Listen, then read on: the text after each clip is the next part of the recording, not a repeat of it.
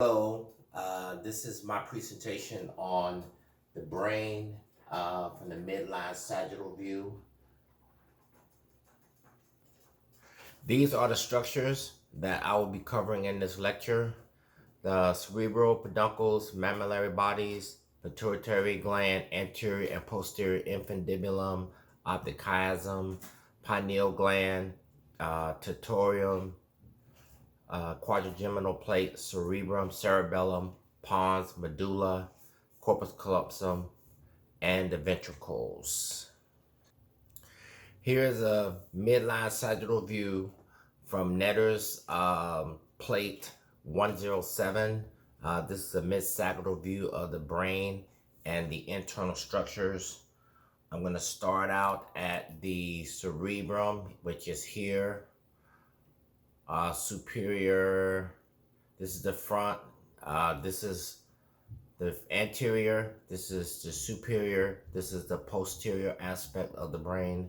This is cerebrum, this is the cerebellum.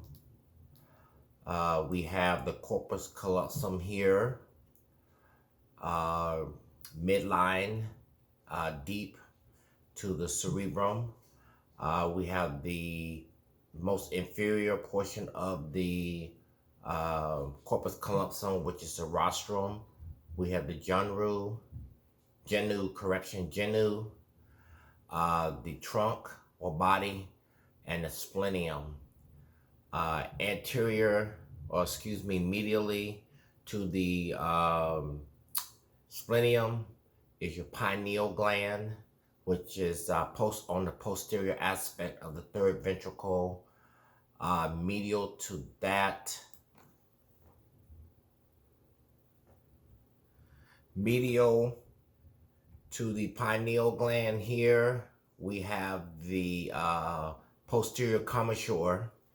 As we proceed inferiorly, we have the superior colliculi and inferior colliculi, which make up the quadrigeminal plate.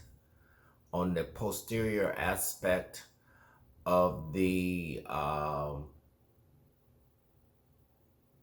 cerebral aqueduct here, which transports cerebral spinal fluid from the third ventricle to the fourth ventricle here. We have the cerebellum, which is posterior to the posterior and inferior to the quadrigeminal plate here.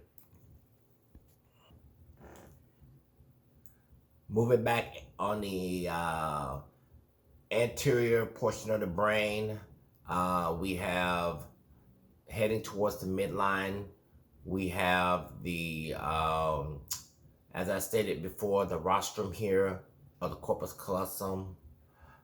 We have the anterior commissure here. Proceeding inferiorly, we have the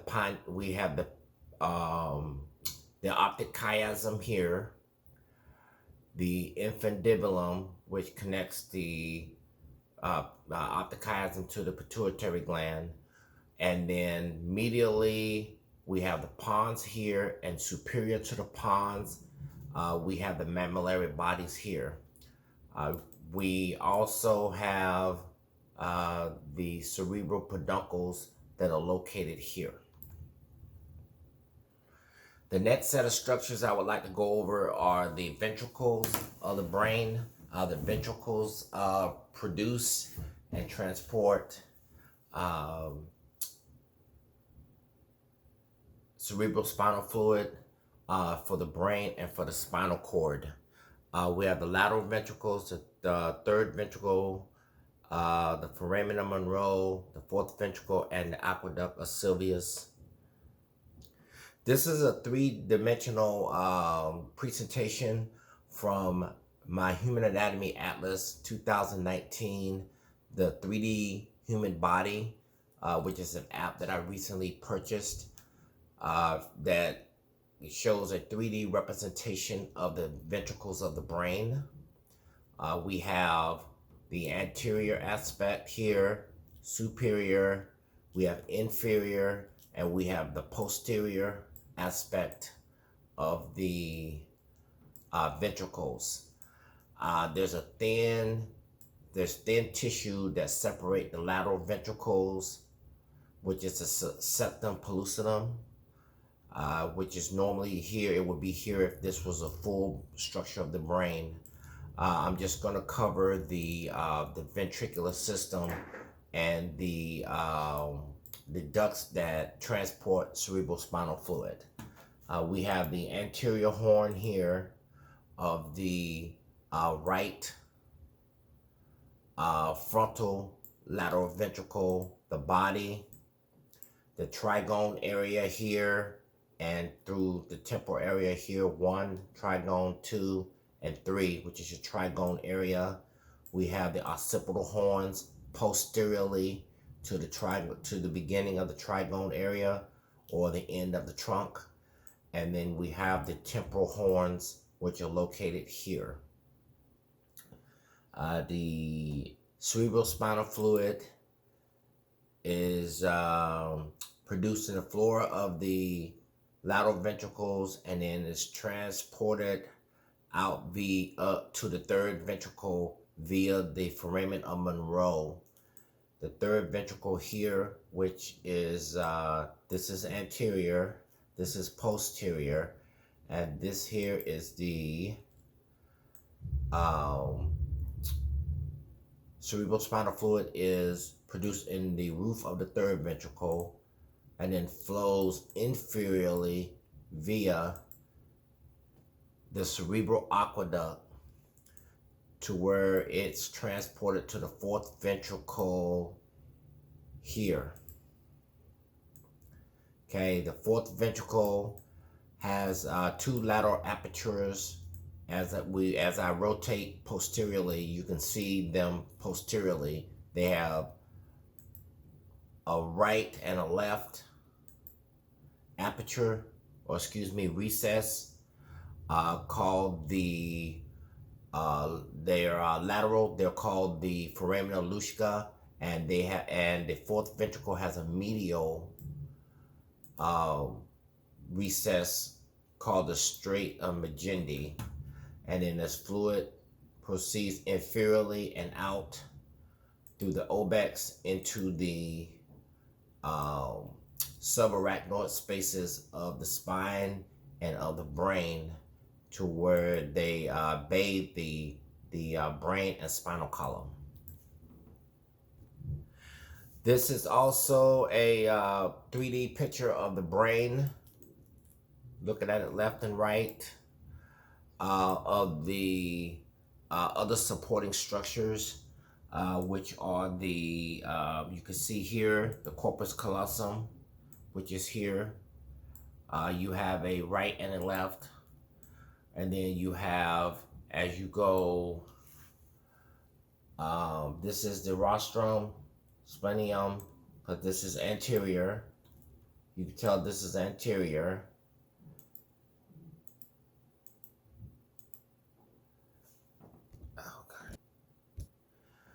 As we look at the brain from the anterior perspective, we have, this is the left side of the cerebrum.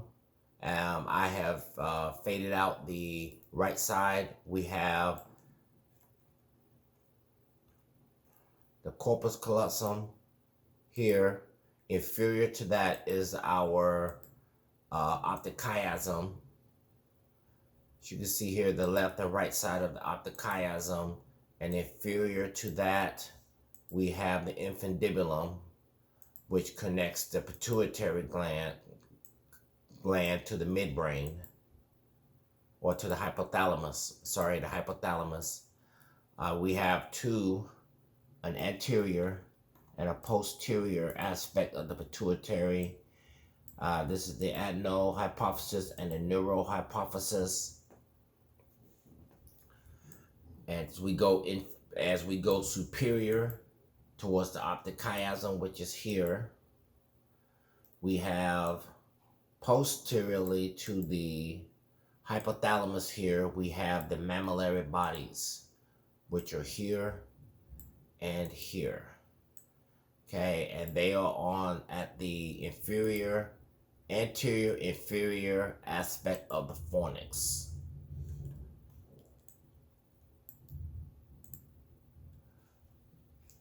which is slightly superior to the third ventricle here.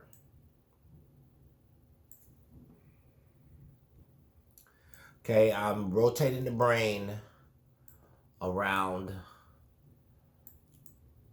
to my left. You can see this posteriorly because we have the cerebellum here. You can see here posterior to the third ventricle here is my pineal gland right here.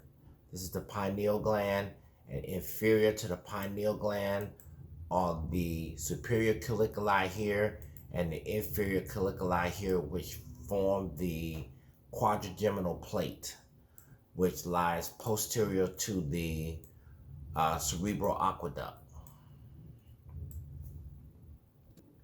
The final structures that I want to cover in this presentation are the falx cerebri, which separate the lobes of the brain. This is the brain. This is anterior here. This is superior. This is posterior. This is inferior. This is the cerebellum. This is the cerebrum. This is the right half of the cerebrum because the patient is facing anteriorly this way. We have the falx cerebri, which is here, which separates the dura mater that separates both lobes of the brain.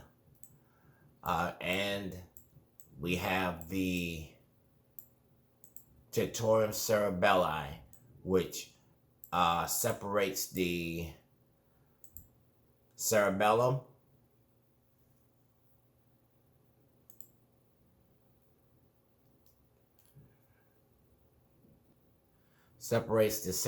here from the cerebrum here.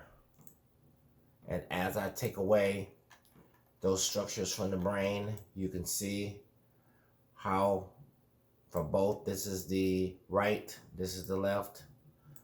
You can see how this dura mater here separates the cerebrum from the cerebellum.